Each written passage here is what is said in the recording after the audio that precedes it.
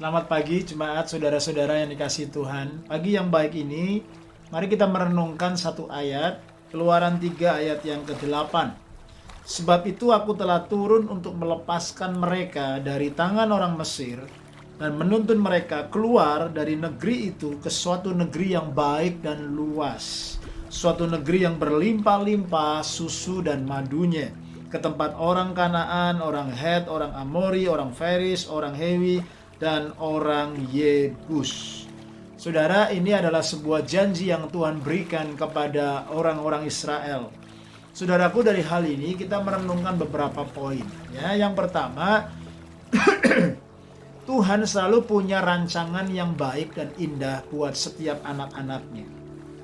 Ya, Tuhan tuh punya janji, punya rancangan, punya kehendak yang selalu saudaraku baik dan luar biasa buat setiap anak-anaknya. Kalau saya dan saudara sebagai anak-anaknya percaya bahwa saudaraku, the Lord always has saudaraku wonderful things in the heavenly store that prepare for you and for me. Itu sebabnya ketika saya menyadari hal ini, ketika saya merenungkan kebenaran ini, membuat saya semakin bersyukur, semakin berserah, semakin berharap hanya kepada rancangan dan kehendak Tuhan.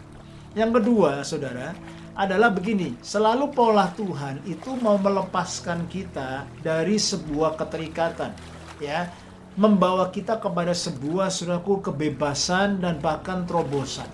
Selalu itu pola Tuhan, ya. Tuhan tidak mau kita live in the bondage. Tuhan nggak mau kita live in the sin.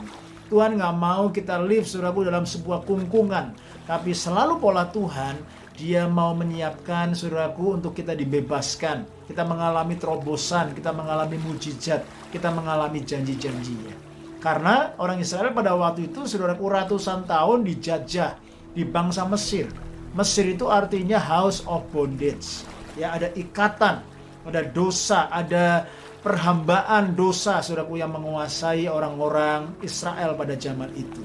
Demikian juga kita di dalam konteks perjanjian baru, Tuhan ingin membebaskan umatnya. Tuhan ingin melepaskan kita dari bondage, dari dosa, supaya kita mengalami saudaraku terobosan dan mujizatnya.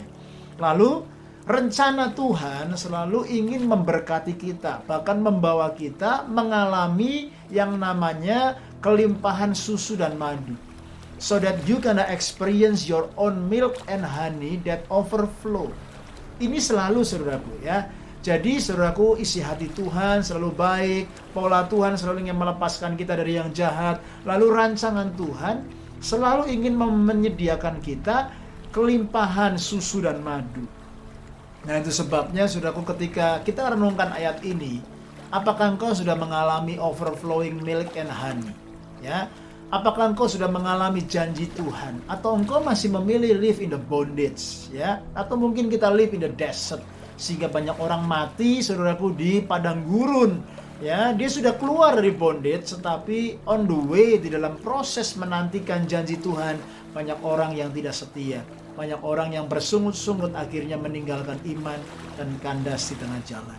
Janji Tuhan tidak pernah lalai, janji Tuhan tidak pernah bohong, tetapi Tuhan selalu setia dan Tuhan selalu baik karena Dia a good father. Bagaimanakah dengan kita? Apakah saudara percaya dan saudara mengalami dan saudara mencapai semuanya yang Tuhan janjikan buat kita? Stay strong and stay blessed.